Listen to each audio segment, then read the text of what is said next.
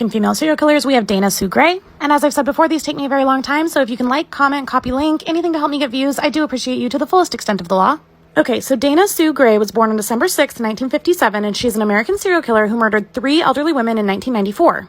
Fun fact, that's the year I was born. She was caught after a 4th intended victim survived and identified her. Gray said that she committed the murders to support her spending habits, and she is currently alive serving her life sentence at the California Women's Prison in Chowchilla. Dana was born Dana Sue Armbrust on December 6, 1957 in Southern California to Beverly and Russell Armbrust. Russell worked as a hairdresser and had 3 previous marriages before marrying Beverly, a former beauty queen who had been an MGM starlet. Beverly was described as an aggressive, vain woman. The two divorced when she found her husband grappling with an older woman who had angered her. Dana Sue was only 2 years old at the time and afterwards rarely saw her father and began acting out to get attention. Whenever Beverly would discipline Dana, she would retaliate by stealing money to buy candy and would occasionally fly into fits of violence. In school, she did not get along well with other students and did poorly in class. As an adult, before she committed the murders, she was a pro skydiver, which is an extremely random fact. Luckily, she was caught and she's only 63 today.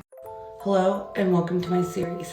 In this series, we're going to be talking about a female American serial killer, Dana Gray, also known as the shopping spree serial killer.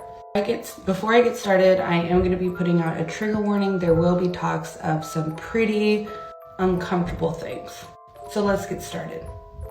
Dana Sue Gray was born December 6, 1957, where she was born in Beverly Hills, California, to an MGM starlet and hairdresser who had tried to conceive for several years, and they did have some miscarriages.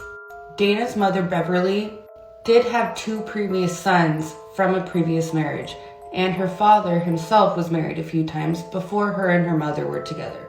Dana's mother was not considered to be a very, let's just say nice person, was very much so the center of attention, beautiful, she was an MGM starlet, and was most commonly described as a very aggressive person. But nonetheless, her and her husband had beautiful baby Dana, which they really tried for, like I said previous.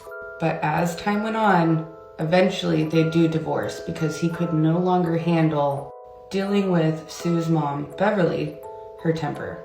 There's also a few other rumors that kind of fly around as to why they separated, but it doesn't really matter. Long story short, her mom sucked and they divorced. When they separated, Dana was around 2 years old at this time, but regardless of her age, this actually does affect her pretty tremendously. Just a heads up too, I'm going to be going back and forth between Sue and Dana. I'm sorry for that. Anyways, after her parents' divorce, Dana rarely saw her father, which again affected her tremendously, and her mom sucked. As Dana got older, she drew a lot of attention to herself out of retaliation from her father being absent. And not good attention. She would steal things, she would cause problems in school. Her brothers actually hated living with her because she just made everything miserable. The apple does not fall far, it sounds like. That's in reference to her mom. It actually got so bad with the living situation that one of her brothers actually moved out and into with her grandparents because he just hated being around his sister. By the time Dana was about 14 years old, her mother was diagnosed with breast cancer, which was obviously devastating to her and her family.